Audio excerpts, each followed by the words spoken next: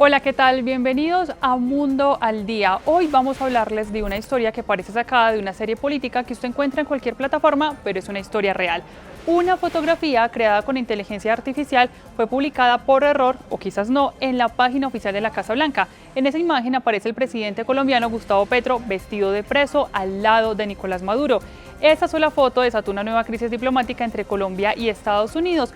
Foto retiradas después, pero ya era tarde. Hoy vamos a explicarles qué era ese documento, cómo llegó a la Casa Blanca, quiénes lo promovieron, qué dijo el presidente Petro y cómo reaccionó Estados Unidos. Además, tendremos el análisis del experto Pedro Viveros, quien nos pide una mirada con cabeza fría ante lo que algunos llaman la doctrina Trump. Prepárese, esta historia mezcla inteligencia artificial, política, espionaje, relaciones internacionales y mucha tensión. Comenzamos. Una imagen oficial, una fotografía tomada en el ala oeste de la Casa Blanca fue publicada en su galería web y tiempo después fue borrada, pero lo que desató la tormenta no fue la foto del almuerzo, sino lo que se veía dentro de una carpeta azul. Al ampliar la imagen se lee un título, La doctrina Trump para Colombia y el hemisferio occidental, y más abajo un montaje de inteligencia artificial, Petro vestido con un uniforme de prisionero naranja, así como si ya estuviera capturado. A su lado Nicolás Maduro en la misma condición. Este documento ya había sido presentado a Donald Trump. ¿Accidente o mensaje político? Acá la historia se vuelve más compleja. Lo primero, no fue la Casa Blanca, tampoco el Departamento de Estado. La imagen fue creada por el equipo del senador colombo estadounidense Bernie Moreno, un republicano bastante cercano a Donald Trump. El documento fue llevado a un almuerzo en Washington el 21 de octubre. Entre los asistentes estaban Donald Trump, Lindsey Graham, Mike Lee y Bernie Moreno, y los asesores como James Blair, quien es el que sostiene la carpeta con la foto. Es decir, la foto nació fuera de la Casa Blanca, pero terminó dentro de ella y luego publicado oficialmente en sus canales. El documento presenta una narrativa dura, afirma que Colombia habría sido capturada por narcoterroristas con apoyo de carteles de la droga. Además plantea 5 pasos de esa acción que se conoce como la doctrina Trump: designar carteles como organizaciones terroristas, respaldar líderes pro Estados Unidos en la región, sancionar a Petro y a sus aliados y combatir presuntas acciones criminales antiestadounidenses y, como quinto punto, investigar el presunto financiamiento extranjero de la campaña de Petro presidente.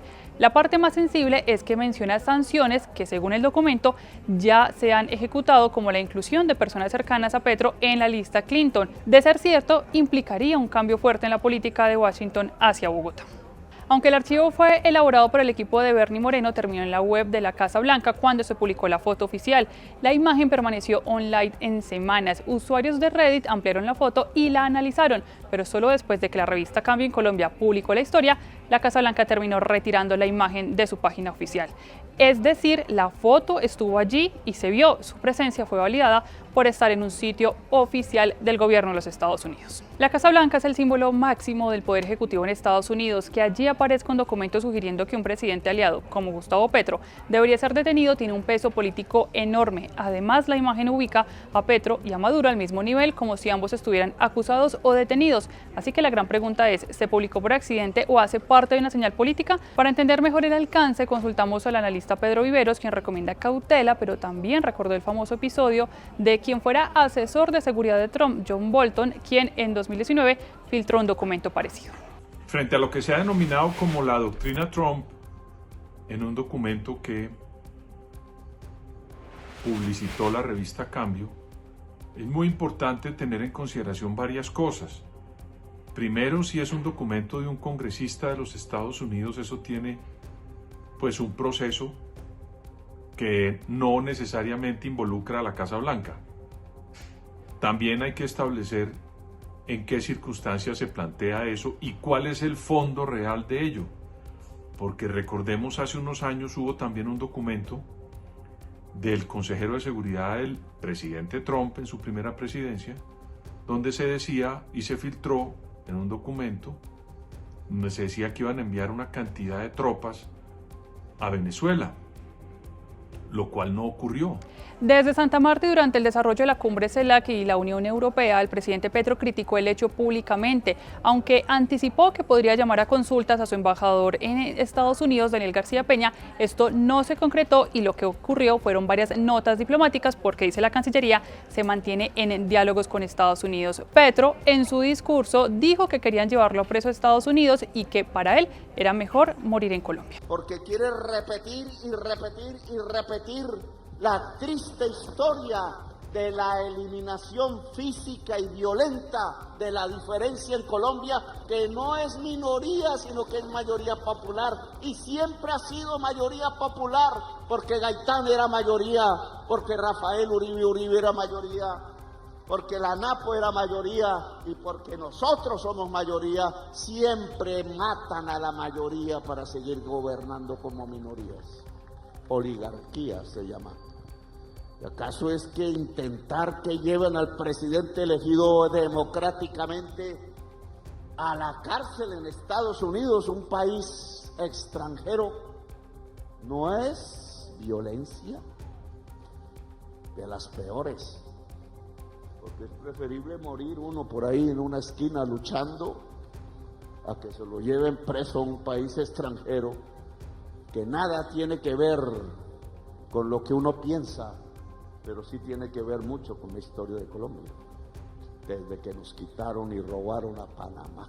También el presidente colombiano señaló a Bernie Moreno, a Marco Rubio, a Andrés Pastrana, el Partido Conservador y otros sectores de la política que él califica como de ultraderecha, de que lo quieren sacar del poder. Esta vez su discurso fue más allá y aseguró que se trataba de una venganza personal. Violencia. ¿Y por qué hablo del Partido Conservador? Porque los que están haciendo, y me disculpan que todavía no entre propiamente al acto, pero tengo que decirlo, porque son militantes conservadores los que están incidiendo en un señor que se llama Bernardo debe ser en español, Moreno. Es el que dice ahí en la revista que le entrega a Trump el camino para llevar a Petro preso. ¿Saben por qué lo está haciendo? Por venganza personal.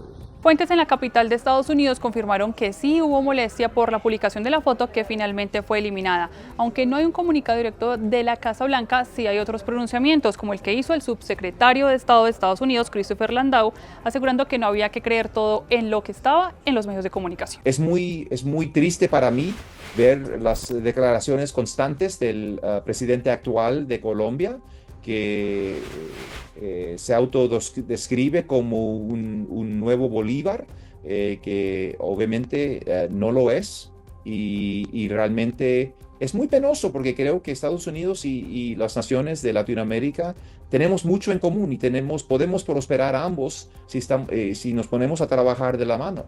Pero cuando un líder, un supuesto líder, se pone solamente a criticar a Estados Unidos y quiere basar su popularidad política en la retórica del pasado, y una retórica ya muy cansada y una retórica que hemos visto que siempre lleva pues a la miseria y en vez de llevar a la prosperidad. Bueno, es muy triste que hayan personajes todavía que quieren seguir ese rumbo, pero Estados Unidos pues tiene muy a la vista el presidente Trump su meta pues de combatir de manera muy efectiva el narcotráfico y el crimen organizado en la región. E invitamos a todos los líderes, todos los pueblos de la región a unirse con nosotros en combatir esta amenaza común que tenemos. Por ahora esto no significa que haya una ruptura oficial, pero sí otro capítulo de tensión. Todo esto ocurre mientras en América Latina se viven cambios políticos, hay tensiones también por Ucrania, y Venezuela y Nicaragua